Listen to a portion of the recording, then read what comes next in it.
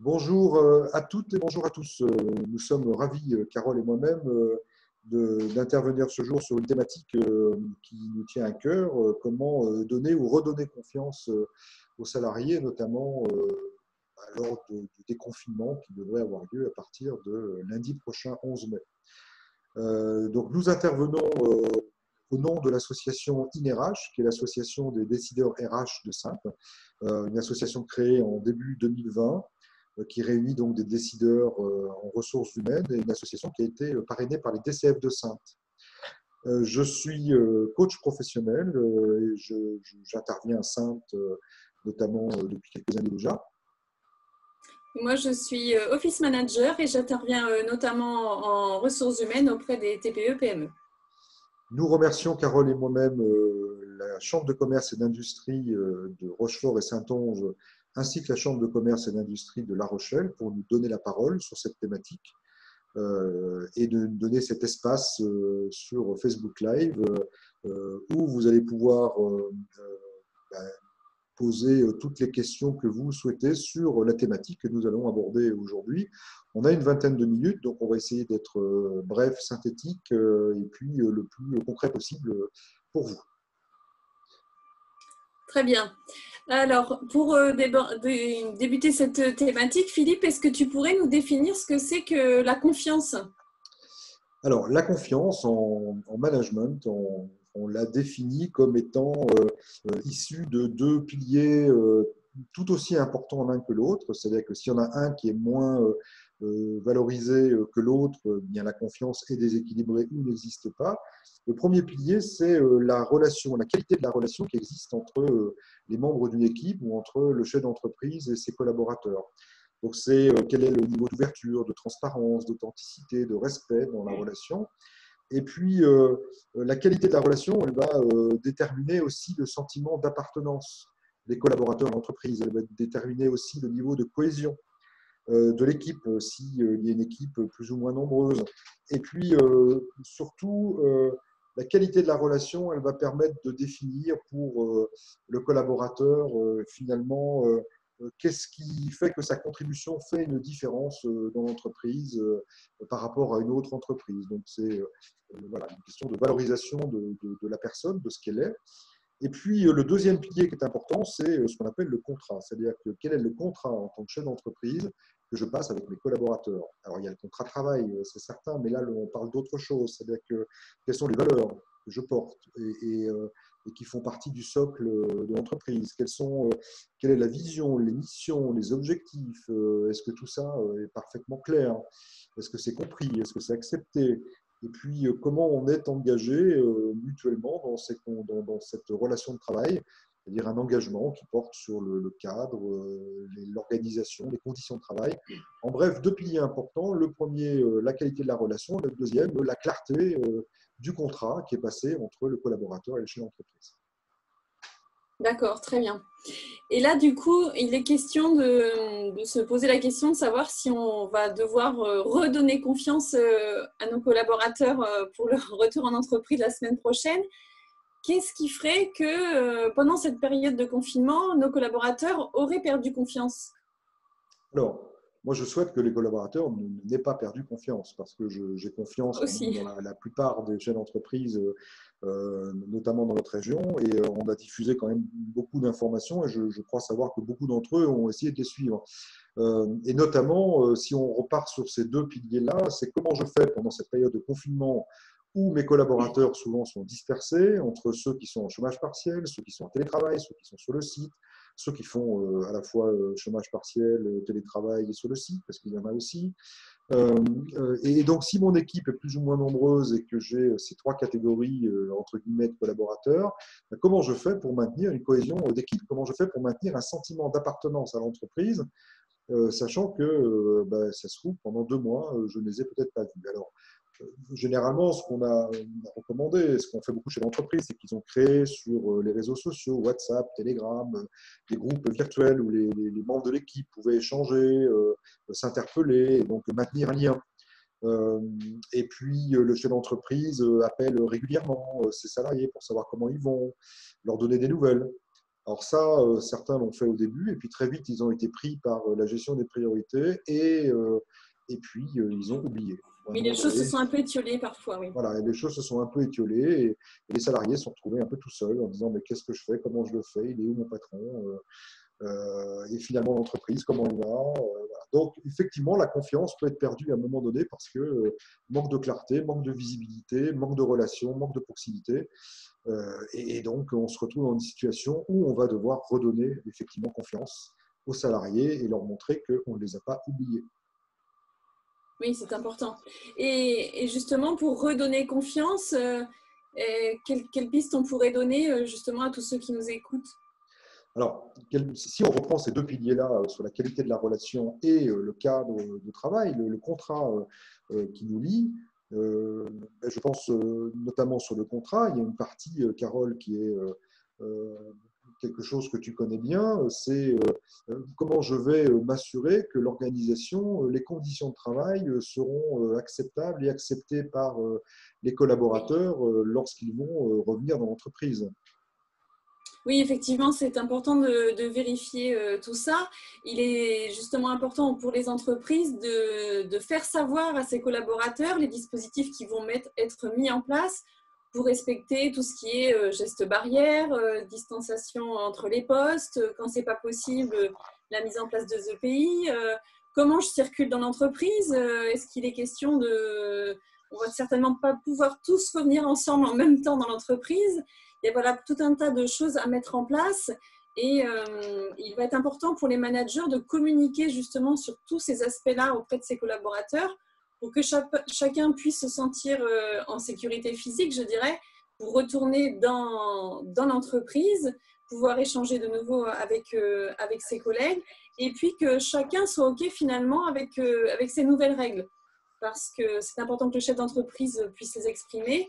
Il faut aussi que chacun puisse se les approprier pour pouvoir les respecter envers tous ses collègues. Et puis, alors ça c'est la première chose. Et puis, je pense aussi que les managers, les chefs d'entreprise vont revoir pour bon nombre de leurs salariés la semaine prochaine. Mais il y a aussi un autre point qui à mon sens, est très important à prendre en compte. C'est que la semaine prochaine, tout le monde ne pourra pas retourner à l'entreprise dans les mêmes temps qu'il l'était précédemment. Quid des nouvelles contraintes familiales? Certains enfants ne retourneront pas à l'école pour diverses raisons. Quid justement du temps disponible pour ces parents qui ont aussi un travail, qui sont attendus à l'entreprise, mais qui n'auront pas forcément de solution de garde pour leurs enfants. Comment on va pouvoir organiser tout ça? Et moi, la question que je me pose, Philippe, c'est de savoir justement quel type d'échange on peut mener avec ses collaborateurs, comment on fait pour recueillir toutes ces informations-là, recueillir aussi ce qu'ils ont pu vivre pendant ces 2 mois à distance, en l'absence parfois du manager, de moins d'échanges avec ses collègues aussi. Comment je réinstaure le dialogue pour mesurer tout ça? Alors, je pense que ça, c'est un des points les plus importants à mener par le chef d'entreprise auprès de ses collaborateurs, chef d'entreprise ou DRH, selon la taille de l'entreprise, oui. ou responsable d'équipe, selon la taille de l'entreprise. Les astuces ou les recommandations que l'on peut faire, elles concernent soit directement le chef d'entreprise, s'il a 3-4 personnes avec lui, ou 4-5, mais parfois c'est DRH, manager, chef d'équipe. Donc, la première des choses, c'est vraiment d'avoir un entretien individuel, alors par téléphone ou en visio, avec chacun de ses collaborateurs. Si jamais vous n'avez pas eu ces entretiens régulièrement, vraiment, il va falloir les appeler, leur demander comment ils vont, comment ça se passe pour eux, comment ça s'est passé pour eux, quelles ont été leurs difficultés. Il faut quand même savoir que c'est la première fois quasiment où on est dans une société où on essaye toujours de dissocier vie personnelle et vie professionnelle. Et là, on se retrouve dans un contexte où la vie professionnelle et la vie personnelle sont étroitement mêlées et c'est je dirais, un mélange contraint, subi. Donc, comment ça s'est passé lorsque je suis à la maison avec mon mari, ma femme, mes enfants, mon travail, mon ordinateur comment ça s'est passé et donc recueillir effectivement le sentiment de chacun d'entre eux et puis surtout les reconnaître, les valoriser dans la gestion de leurs difficultés et le fait qu'ils ont quand même travaillé, s'ils sont en Oui, qu'ils se sont télétravail rendus ou s'ils sont disponibles, sur oui. site, ils se sont rendus disponibles.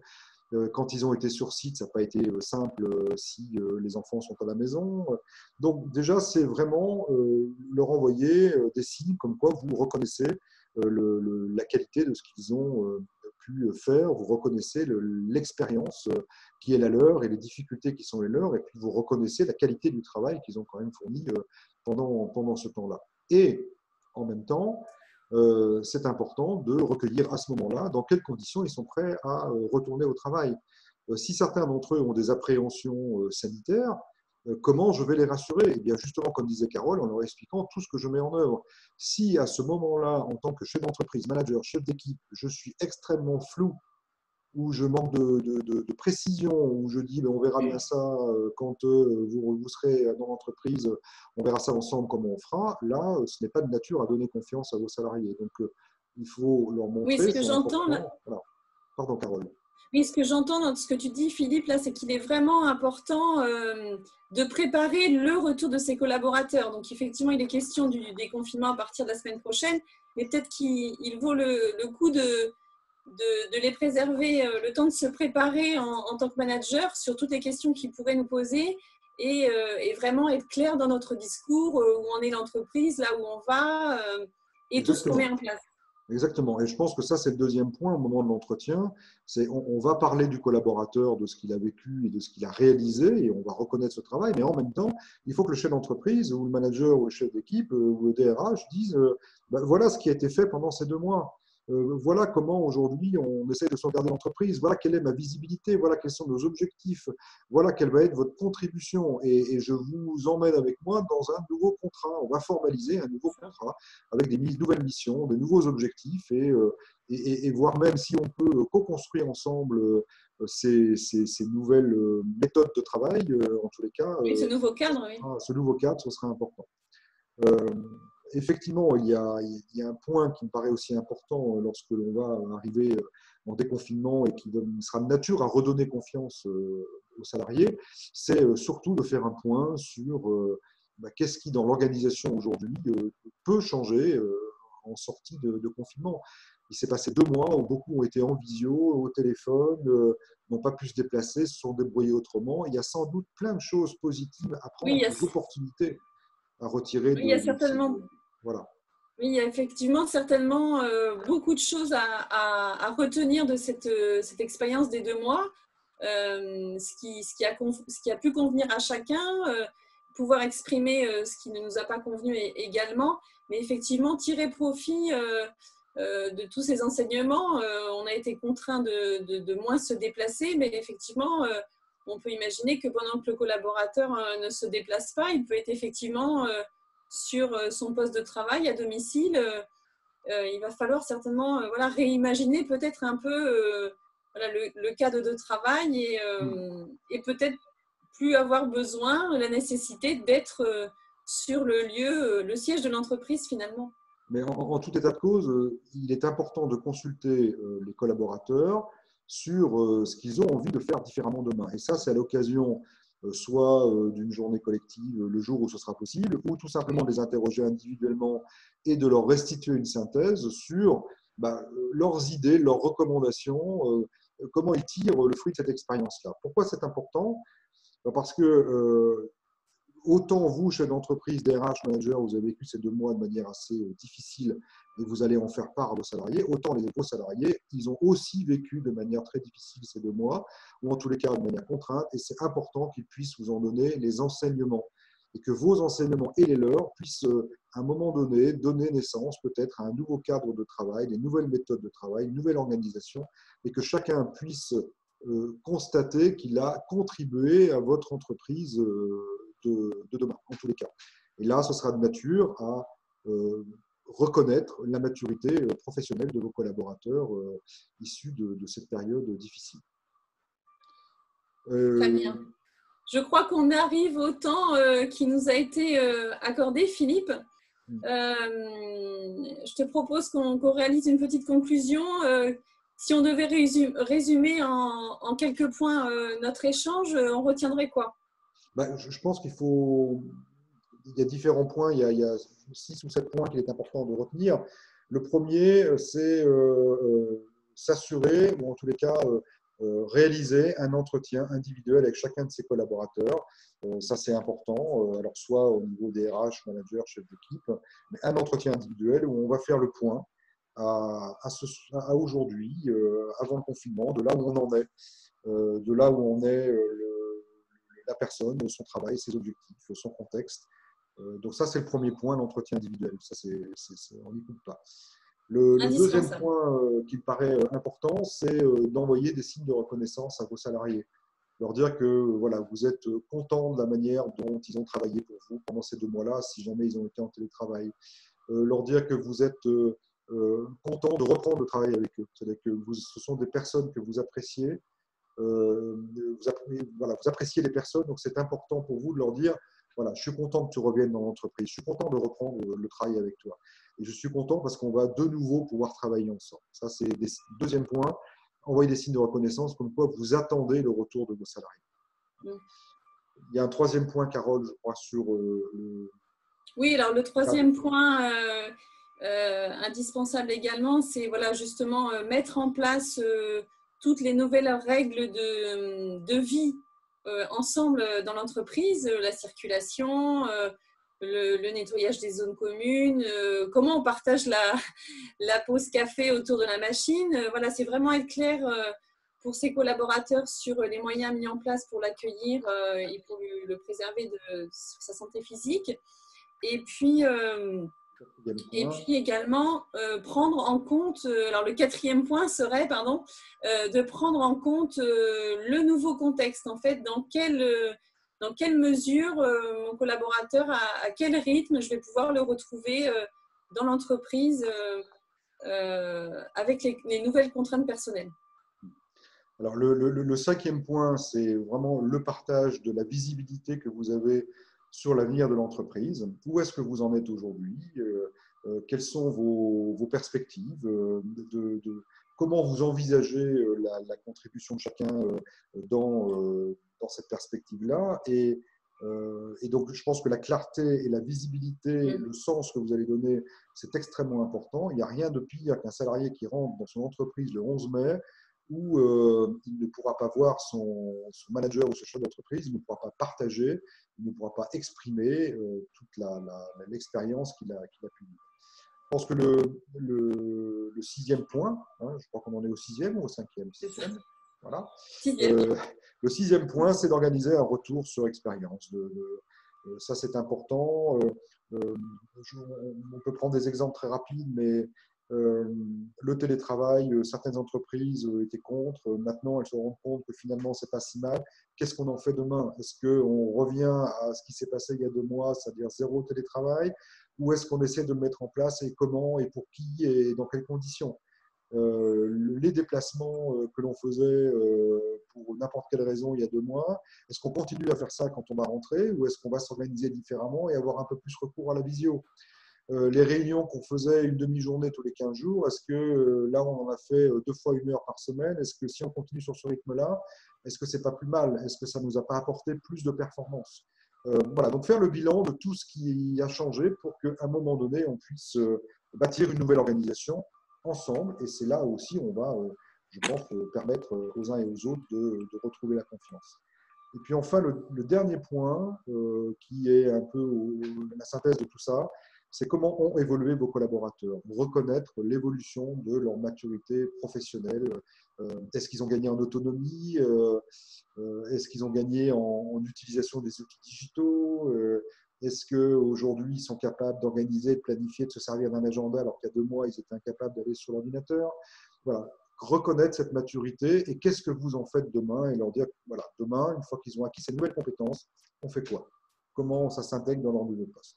Voilà, les quelques points dans les jours qui viennent que nous vous invitons en tous les cas à renseigner ou en tous les cas à essayer d'activer pour que… mettre en place, oui. Mettre en place pour que vous soyez rassurés, vous aussi, sur la confiance de vos salariés et sur celle que vous leur portez. Est-ce que, Carole, tu veux un mot de conclusion? Non, je pense qu'avec les 6 points qu'on vient d'énumérer, on a balayé pas mal d'aspects sur ce qui pourrait être mis en place dans les jours prochains.